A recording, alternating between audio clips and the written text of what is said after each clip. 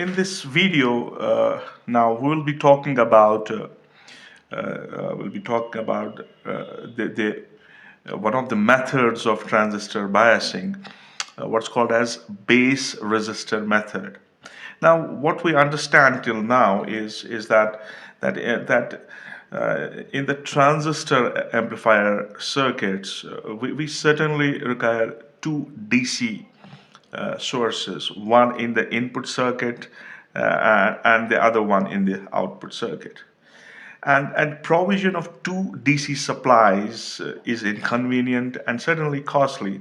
So we shall discuss circuits which operate from a single supply, VCC, right? The single supply VCC. The most commonly used methods of obtaining transistor biasing from one source of supply uh, uh, are the first one is this base resistor method, and there are some other methods as well, like there is biasing with feedback resistors.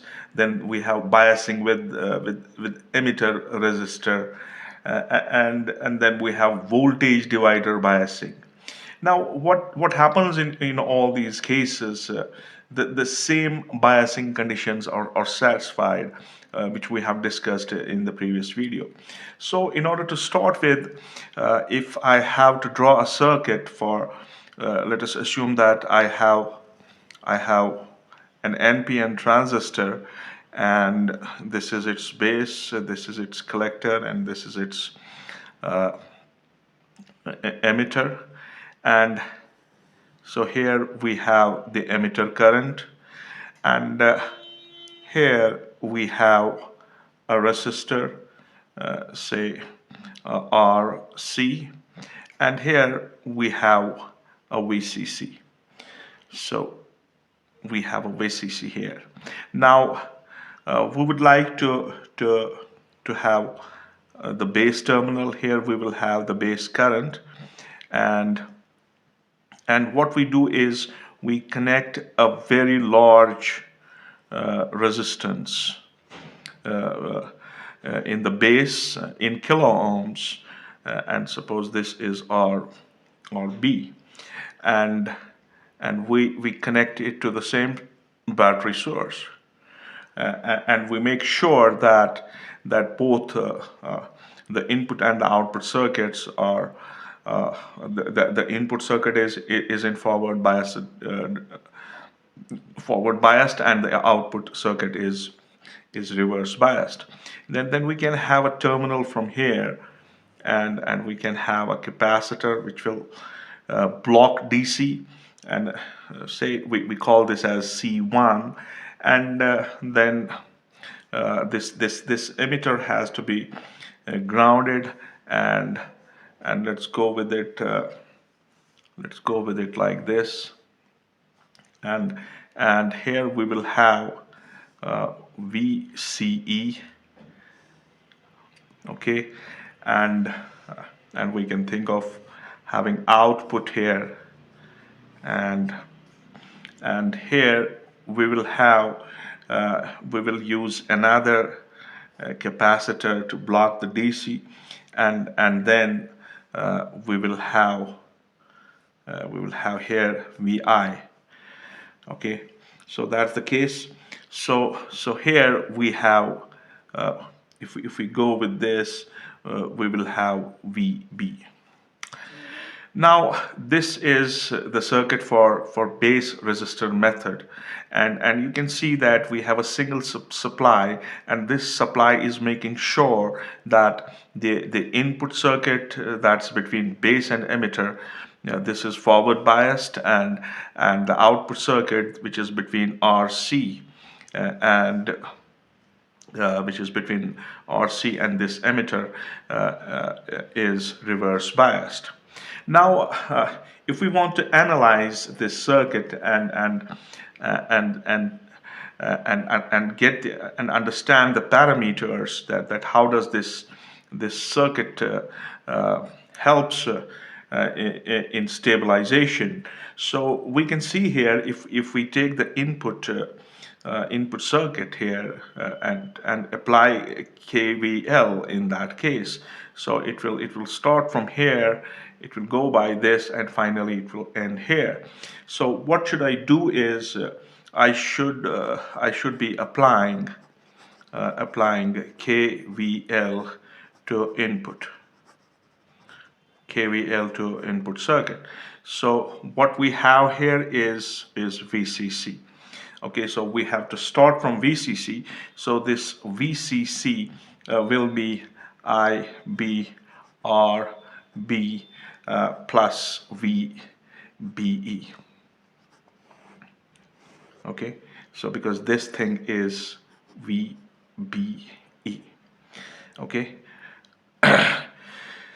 so here, what we can do is that we can look for this IB. This IB will be, it will certainly be VCC minus VBE divided by RB. And we are aware about this. RB is a very large resistance. It has a constant value, and this VBE is small. It's very small. As we know, for germanium it's 0.3 volts, and for silicon it is 0.7 volts. So keeping that thing in mind, we can neglect this VBE. So if we neglect this VBE, what we'll get is, we will have IB equal to VCC divided by RB. So the value of the base current is purely dependent on the constants. It depends on VCC and the constant value of RB. Now, to move on from here, we can say that this supply voltage is fixed, as I said, and then this RB, the value of RB that we have here, it can be selected, and we will have the base current also fixed in terms of these two fixed values. Now, in the output section of this circuit, which starts from VCC here, and it goes like this, and it ends here. In case of the output section of this circuit, as I told in the previous section, that the collector current is basically made of two currents. One is beta times IB, and the other one is the leakage current. So in the output, we can, if we see the output, now in the output, what am I going to have is the collector current. I can think of beta IB plus ICEO. So this is the thermal runaway current, or in common emitter configuration, and IB is the base current, and beta is the current gain. Right now, if we discuss on this equation here, we have this ICEO. It's the leakage current, right? That takes the transistor to a state of thermal runaway in the common emitter configuration. Now, though this current is not, it's not so much small as ICBO. Yet, if this is avoided, we will have to add the small error. A small error will be introduced in this equation. So if we neglect this ICEO, we have to look for that small error that can be added. So writing down this IC equal to beta IB. Right now. To move on from here, let's apply this KVL to the output circuit. Now, when we do that, so what we do here, we are applying KVL to output to output circuit, right? So what we will have? We will have VCC equal to IC or C.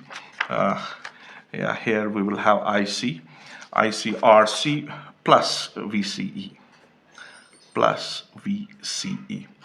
Now, this will give me ICRC. So what will be ICRC? That will be VCC minus VCE. Right now, I can think of this equation. Say this IC, this ICRC. This ICRC should be less or equal to VCC. Now this is the condition, because if this exceeds VCC, then the transistor will go in the saturated state. So the maximum value of that we can have for IC corresponds to this what is that, less or equal to VCC by RC. All right. So this is so the transistor will not work anyway about this value. It will go into a saturated collector current state. As the collector current is limited due to saturation, so we can say here that it is independent of base current. This collector current is independent of the base current that we have. It is independent of the base current, right? So and this equation, what is the final equation here? This equation becomes valid. This becomes exactly valid for this condition, that IC is less or equal to VCC by RC. Now, this operating point, so we can have a situation where we can this operating point in the fixed bias circuit, in this circuit can be calculated through some important steps. And what could be those possible steps is that the very first point should be that knowing the value of this VCC. So VCC, okay, we will be aware about the value of VCC, and selecting what? Selecting RB, the base current IB, that's here, the base current that we calculated from here. This base current can be fixed. We can fix the value of this IB by choosing RB and VCC.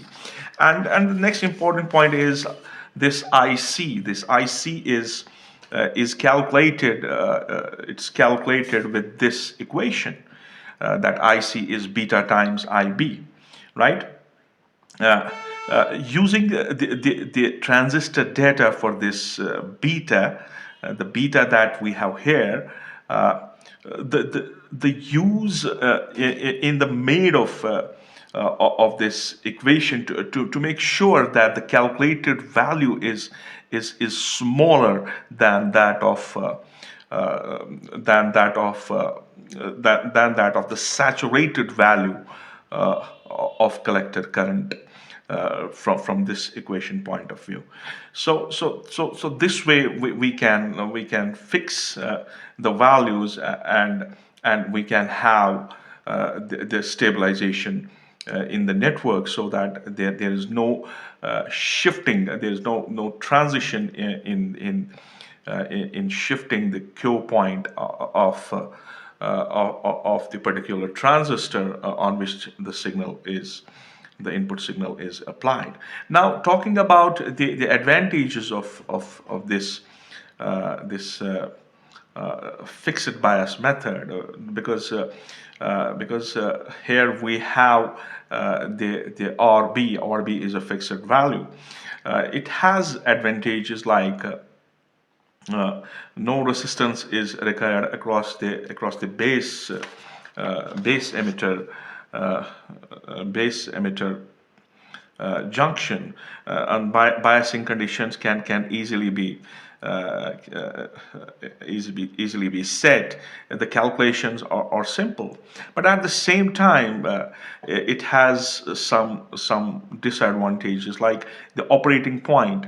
The operating point depends on beta. Now, if this beta is large, if this beta is large, the transistor will operate in the saturation region, and the circuit will be useless for linear amplification. The stabilization is poor in this case, in case of fixed bias method. So this is all about the base resistor method, which is also called as fixed bias method for stabilization of Q point in a transistor.